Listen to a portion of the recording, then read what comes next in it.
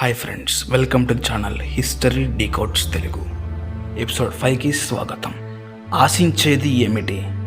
మిత్రమా, నువ్వు ఏ మంచిని, ఏ నమ్మకాన్ని, ఏ స్నేహాన్ని, ఏ ప్రేమని నువ్వు ఇతరుల నుంచి ఆశిస్తున్నావో అది ముందుగా నీ నుంచే ప్రారంభం కావాలి. నీ నుండి ప్రారంభం అయినప్పుడే నువ్వు వాటిని పొందడానికి అర్హుడవు. ఎందుకంటే మనం ఎలాంటి పంటను విత్తుతామో అదే పంటను కోస్తాము. ఉదాహరణకి, మీరు వరి పంటను వేసుకుని గోధుమలను ఆశించకూడదు. మీరేమో అందరికీ కీడు చేయాలి, మీకు మాత్రం అందరూ మంచి చేయాలి అని ఎప్పుడు కూడా అనుకోకూడదు. ఎందుకంటే నువ్వు చేసేది కీడు కాబట్టి. ఇదే మానవ నైజం.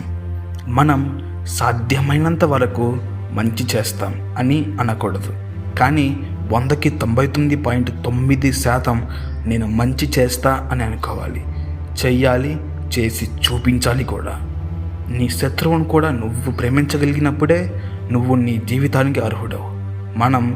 మనకు కీడు చేసే వాళ్ళను కూడా క్షమించాలి.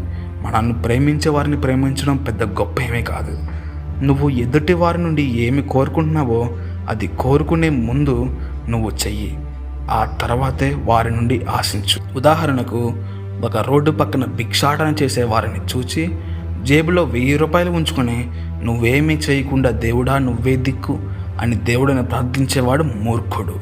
వాడు స్వర్గానికి కాదు, నరకానికి కూడా అర్హుడు కాదు. నీకు తోచినంత ఎంతో కొంత సహాయం చేయాలి. సాటి మనిషిగా నువ్వు చేయగలిగిన స్థితిలో ఉన్నప్పుడు దేవునికి ప్రార్థన చేయకూడదు. నీ దగ్గర ఏమీ లేకుండా అదే భిక్షాటన చేసే ఆయనను చూసి దేవుడా వీళ్ళకి సహాయం చెయ్యి అని ప్రార్థించవచ్చు. తప్పులేదు, ఎందుకంటే నీ దగ్గర ఇవ్వడానికి ఏమీ లేదు కాబట్టి. ఎవరికైనా నువ్వు సహాయం చేయగలిగిన స్థితిలో ఉంటే నువ్వు సహాయం చెయ్యి. అది డబ్బైనా, పని అయినా, చిన్న సహాయమైనా ఏమీ ఆశించకుండా చేస్తే నీకు ప్రతిఫలం దక్కుతుంది. ఇది మన సూక్తి, గుర్తుపెట్టుకో. సమయాన్ని నీ వశం చేసుకో, ప్రతి అవకాశాన్ని వాడుకో. దిగులు పడకు, ఆలోచించకు, ప్రశాంతంగా నిద్రపో. నీ జీవితంలో ఈ 5 పాటించు. నిన్ను నువ్వు కాపాడుకో మిత్రమా.